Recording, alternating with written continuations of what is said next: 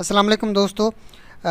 जीअं त असां वटि 5वीं क्लास जी साइंस आहे ऐं 5वीं क्लास जी साइंस में अॼु असां वटि चैप्टर नंबर 7 आहे, 7 नंबर बाब आहे ऐं टॉपिक असां वटि अॼु आहे properties and behaviour of light, यानी रोशनी ऐं उन जूं जेके ख़ासियतूं आहिनि उन जे बारे में पाण पढ़ंदासीं।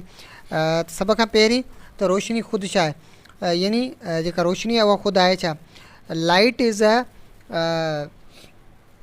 फॉर्म ऑफ एनर्जी, यानी ही जेको आहे सो हिकिड़ो काइंड आहे, हिकिड़ो क़िस्म आहे। रोशनी जेका आहे सा तवानाई जो हिकिड़ो क़िस्म आहे ऐं रोशनी जेका आहे सा ज़मीन सिज जी रोशनी जेका आहे सा आसमान ताईं सिज जी रोशनी जेका ज़मीन ताईं पहुचे थी उहा जेको आहे सो 8 मिनट 20 सेकंड में जेका आहे सा ज़मीन ताईं पहुचे थी ऐं उनजी स्पीड जेका आहे सा 300 मिलियन जेको आहे सो सेकेंड मीटर आहे। त हाणे पाण पढ़ंदासीं। सभ खां पहिरीं असांजो चैप्टर नंबर आहे 7 ऐं 7 में असांजो टॉपिक पहिरियों असां रोशनी पढ़ियोसीं। उन खां पोइ आहे रोशन ऐं गैर रोशन जिस्म, यानी lumens and non lumens objects, यानी जेके रोशन शयूं आहिनि उहे ऐं गैर रोशन शयूं आहिनि उन्हनि जे बारे में पाण पढ़ंदासीं। जीअं luminous object is one which produce and emits मन ख़ारिज करे इट्स ऑन लाइट, यानी रोशन जिस्म उहो हूंदो आहे जेको पंहिंजी रोशनी पाण जेको आहे सो पैदा करे पाण ख़ारिज कंदो आहे, पाण पैदा करे उन खां पोइ पाण ख़ारिज कंदो आहे। In other words it glows on it is on accord to be able to glow an object must have it is on source of energy. ॿियनि लफ़्ज़नि में पाण उनखे ईअं बि चई सघूं था त उहो पाण मुरादो चमकंदो रहंदो आहे ऐं चमकण जे लाइ कंहिं बि जिस्म खे पंहिंजी तवानाई जो ज़रियो मौजूदु हुअणु जेको आहे सो घुरिजे। उन खां पोइ आहे the sun is a torch is also a luminous object, it shine because of the energy store in its batteries. Thus we can say that light is a form of energy. Other example of luminous objects are lamp, candle, fireflies, stars and lanterns, fishes। यानी सिज हिकु जेको आहे सो रोशन जिस्म आहे, छाकाणि त उहो अहिड़ियुनि शयुनि जो ठहियलु आहे जेके खेसि चमकण लाइ तवानाई मुहैया कंदियूं रहनि थियूं। टार्च बि हिकु रोशन जिस्म आहे, उहा चमकंदी आहे छाकाणि त उनजी जी बैटरी में तवानाई गॾु थियलु हूंदी आहे। इन करे असीं चई सघूं था वी सेड दैट, असीं चई सघूं था बिल्कुलु त रोशनी बि तवानाई जो हिकिड़ो क़िस्म आहे, जीअं आउं पहिरीं तव्हांखे ॿुधाए चुको आहियां। रोशन जिस्मनि जा जी मिसाल ॿिया आउं ॾियां तव्हांखे, जीअं बतियूं आहिनि, मेणबती आहे या जुगनू वग़ैरह आहे, तारा आहिनि या बतीदार मच्छी वग़ैरह आहिनि। त इहे जेके आहिनि से these example of luminous objects. उन खां पोइ असां वटि अचे थो गैर रोशन जिस्म। A non luminous object is one which does not produce it is on light but it reflects light that comes from the luminous object. Some example of non-luminous object are furniture in the room, books, clothes, trees and plants. Identify, draw the share names and pictures of luminous and non-luminous object from your surrounding with your class fellows. यानी चए तो गैर रोशन जिस्म उहो जिस्म हूंदो आहे जेको पंहिंजी रोशनी पाण तयारु करे न सघंदो आहे, उहो कंहिं रोशन जिस्म खां ईंदड़ रोशनी खे वापसि मोटाए सघंदो आहे। गैर रोशन जिस्मनि जा जे कुझु मिसाल आहिनि, जीअं कमरे में रखियलु फर्नीचर आहे, किताब आहे, कपिड़ा आहिनि, वण आहे, ॿूटा आहे, सियारा या गिरह आहिनि। ठीकु आहे। ऐं वरी चए थो तव्हां अहिड़नि ॿियनि गैर रोशन जिस्मनि खे मालूम करे उन्हनि जा ख़ाका बि ठाहे सघो था, उन जूं तस्वीरूं ठाहे सघो था, उन्हनि जा नाला हिक ॿिए खे ॿुधाए सघो था जेके तव्हांजा क्लास फेलोज़ वग़ैरह आहिनि।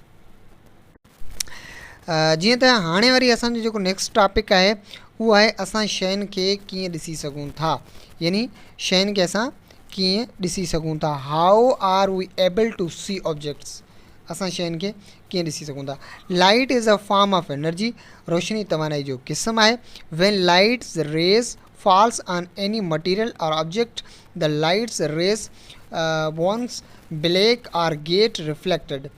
जॾहिं बि रोशनी जा किरणा कंहिं बि जिस्म ते पवंदा आहिनि त उहे उतां वापसि मोट खाईंदा आहिनि, इहा हक़ीक़त आहे। This process is called reflection. ऐं इन अमल खे पाण छा चवंदा आहियूं, रोशनी जे इन अमल खे पाण चवंदा आहियूं रोशनी जी मोट। छा चवंदासीं, रोशनी जी मोट चवंदासीं। Reflection is one of the properties of light. Light from the luminous objects travel in a straight line and directly enter into your our eyes. रोशनी जी मोट दरअसल रोशनी जी ख़ासियतुनि मां हिकु ख़ासियत आहे। कंहिं बि रोशन जिस्म मां निकिरंदड़ रोशनी सिधी लीक में हलंदी सिधी असांजे अखियुनि में दाख़िल थींदी आहे। when our eye receives these reflected light rays, we are able to see the objects। जॾहिं बि असां जूं अखियूं रोशनी जी मोट खाधल किरणनि खे हासिलु कंदियूं आहिनि त पोइ असां उन्हनि शयुनि खे ॾिसी सघंदा आहियूं जेका जिते रोशनी पवे थी। उन खां पोइ we are not able to see objects in the absence of a light source। पर जॾहिं असां कॾहिं बि रोशनी जी कंहिं बि ज़रिए जी ग़ैर मौजूदगी में शयुनि खे हरगिज़ ॾिसी न सघंदा आहियूं, असां उन्हनि खे न ॾिसंदा आहियूं। उन खां पोइ transparent and translucent and opaque objects यानी शफ़ाफ़, नीम शफ़ाफ़ ऐं ग़ैर शफ़ाफ़ शयूं। हाणे असांजो जेको पहिरियों टॉपिक पाण पढ़ंदासीं शफ़ाफ़ जिस्म यानी transparent object. Allow light to travel through them. Material like air, water and clear glass are transparent. When the light strikes transparent material, almost all of it passes directly through them। यानी जिस्म जेके शफ़ाफ़ जिस्म आहिनि उहे शफ़ाफ़ जिस्म पाण मां रोशनी खे आसानी सां गुज़रण ॾींदा आहिनि। जी मिसाल हवा, पाणी ऐं साफ़ शीशो या शफ़ाफ़ जेके शयूं आहिनि। जॾहिं बि रोशनी शफ़ाफ़ शयुनि ते पवंदी आहे त घणो करे उहा समूरी उन्हनि मां उन शयुनि मञा सिधी तरह गुज़री वेंदी आहे। ऐं उन खां पोइ अॻियूं टॉपिक पाण खोलियूंसि था त ट्रांसल्यूसेंट ऑब्जेक्ट्स यानी नीम शफ़ाफ़ जेके शयूं आहिनि उन जे बारे में। Translucent objects allow some light to travel through them. Material like frosted glass and some plastics are called translucent। When light strikes translucent materials, only some of the light passes through them। The light that passes through these material does not pass directly through the material, but it is scattered, therefore we cannot see clearly through them, and objects on the other side of a translucent material appear fuzzy and unclear। यानी नीम शफ़ाफ़ शयूं पाण मां रोशनी जे कुझु हिसे खे गुज़रण ॾींदियूं आहिनि, जीअं धुंधलो शीशो ऐं के प्लास्टिक जूं शयूं नीम शफ़ाफ़ हूंदियूं आहिनि। जॾहिं रोशनी इन्हनि शयुनि ते पवंदी आहे त रोशनी जो फ़क़ति कुझु हिसो उन्हनि मां गुज़री सघंदो आहे। रोशनी जेका हिननि शयुनि मां लंघे वेंदी आहे सा इन्हनि शयुनि मां सिधी तरह गुज़री न सघंदी आहे पर पखिड़िजी वेंदी आहे। तंहिं करे असां इन्हनि शयुनि मां साफ़ ॾिसी न सघंदा आहियूं ऐं जेके शयूं हिन क़िस्म जे शयुनि जे पुठियां हूंदियूं आहिनि से धुंधलियूं ऐं अणचिटियूं जेके आहिनि से नज़र ईंदियूं आहिनि। उन खां पोइ असांजो आहे opaque objects do not allow any light to pass through them and block the light. They reflect most of the light and absorb सम।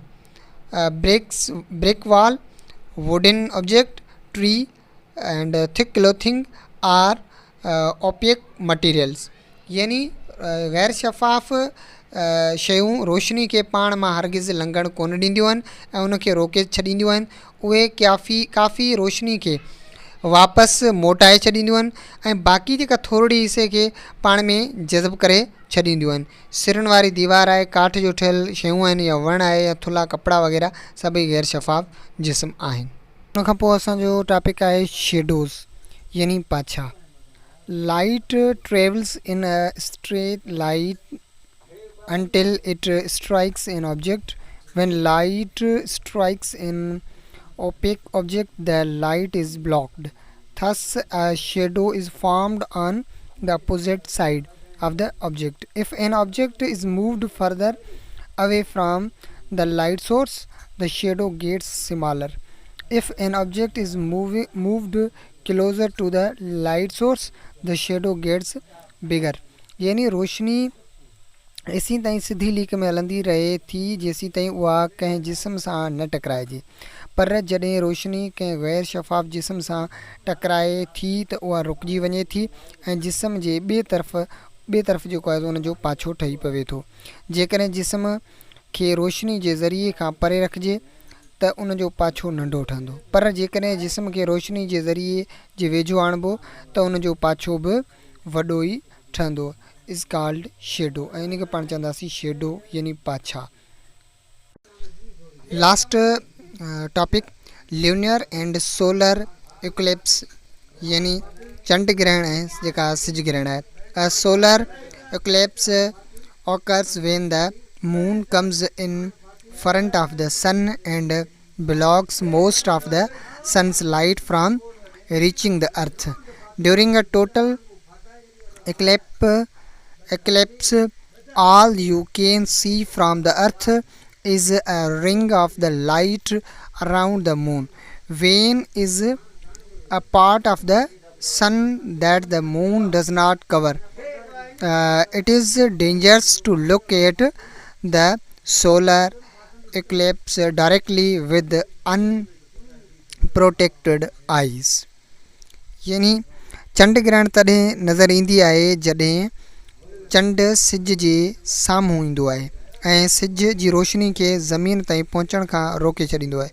मुकमिल सिज ग्रहण जी हालत में तव्हां चंड जी चौधारी फ़क़ति तेज़ रोशनी जो गोल दाइरो ॾिसी सघंदा आहियो, जेको दरअसल सिज जो उहो हिसो हूंदो आहे जेको जंहिंखे चंड ढके न सघंदो आहे। तंहिं करे सिज ग्रहण ॾांहुं इन हालत में अखियुनि खे बिना ढकण जे ॾिसण सां अखियुनि लाइ तमामु नुक़सानकार हूंदो आहे। उन खां पोइ lunar Eclipse occur when the earth comes in between the moon and the sun, thus forming a shadow of the earth, and the moon passes through this shadow of the earth. A lunar eclipse can last up to an hour and a half. During a lunar eclipse, the moon may turn a reddish color. However, it is not dangerous to look at a lunar eclipse because the moon does not make its own light. उन खां पोइ चंड ग्रहण तॾहिं नज़र ईंदी आहे जॾहिं ज़मीन सिज ऐं चंड जे विच में अची वेंदी आहे। इन करे ज़मीन जो पाछो चंड ते पवंदो आहे ऐं चंड उन पाछे मां गुज़रंदो आहे। चंड गुज़रण ग्रहण फ़क़ति 1 या 1.5 कलाक ताईं नज़र ईंदी आहे। चंड ग्रहण जे दौरान चंड के क़दुरु ॻाढ़े रंग जो नज़र ईंदो आहे। चंड ग्रहण ॾांहुं निहारण का ख़तरे जी ॻाल्हि न आहे, छाकाणि त चंड खे पंहिंजी का बि रोशनी न आहे। हिननि शिकिलनि में तव्हां ॾिसी सघो था solar Eclipse and lunar Eclipse यानी चंड ग्रहण ऐं सिज ग्रहण। हिते असांजो टॉपिक कंप्लीट थिए थो।